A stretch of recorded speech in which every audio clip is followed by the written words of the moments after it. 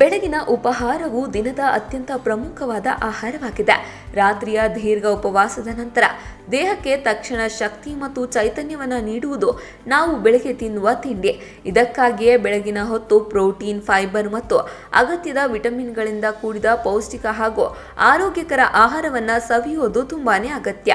ಇದರಿಂದ ದೇಹವು ಇಡೀ ದಿನ ಉಲ್ಲಾಸದಿಂದಿರಲು ಸಹಾಯವಾಗುತ್ತೆ. ಹೀಗಾಗಿ ನಮ್ಮ ಬೆಳಗಿನ ಡಯಟ್ನಲ್ಲಿ ಮೊಳಕೆ ಒಡೆದ ಹೆಸರು ಕಾಳಿಗಿಂತ ಉತ್ತಮ ಹಾಗೂ ಸೂಪರ್ ಹೆಲ್ದಿ ಆಯ್ಕೆ ಇನ್ನೊಂದಿಲ್ಲ.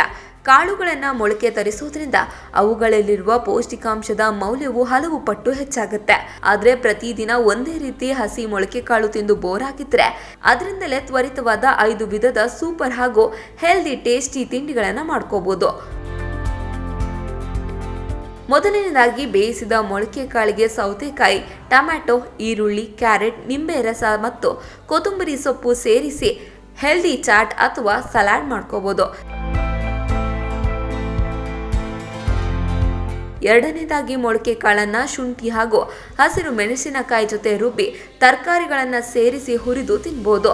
ಮೂರನೇದಾಗಿ ಸಾಮಾನ್ಯ ಒಗ್ಗರಣೆಗೆ ತರಕಾರಿ ಮತ್ತು ಮೊಳಕೆ ಕಾಳು ಸೇರಿಸಿ ರುಚಿಕರವಾದ ಹೆಸರುಕಾಳು ಉಪ್ಪಿಟ್ಟು ಕೂಡ ತಯಾರಿಸ್ಕೋಬಹುದು. ನಾಲ್ಕನೇದಾಗಿ ಬ್ರೌನ್ ಬ್ರೆಡ್ಗೆ ಚಟ್ನಿ ಹಚ್ಚಿ ಬೇಯಿಸಿದ ಕಾಳು ಮತ್ತು ತರಕಾರಿ ತುಂಬಿ ಮಕ್ಕಳಿಗೆ ಇಷ್ಟವಾಗುವ ಸ್ಯಾಂಡ್ವಿಚ್ ಕೂಡ ಮಾಡ್ಕೋಬಹುದು.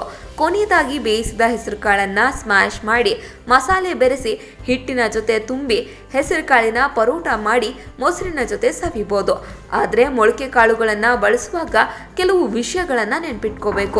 ಕಾಳುಗಳನ್ನು ತಿನ್ನುವ ಮೊದಲು ಯಾವಾಗಲೂ ಚೆನ್ನಾಗಿ ತೊಳಿಬೇಕು. ನಿಮಗೇನಾದರೂ ಜೀರ್ಣಕ್ರಿಯೆಯ ಸಮಸ್ಯೆ ಇದ್ದರೆ ಹಸಿಯಾಗಿ ತಿನ್ನುವ ಬದಲು ಸ್ವಲ್ಪ ಬೇಯಿಸಿ ತಿನ್ನುವುದು ಉತ್ತಮ. ಹಾಗೆಯೇ ಯಾವಾಗಲೂ ತಾಜಾ ಮೊಳಕೆ ಕಾಳುಗಳನ್ನು ಬಳಸುವುದು ಮುಖ್ಯ.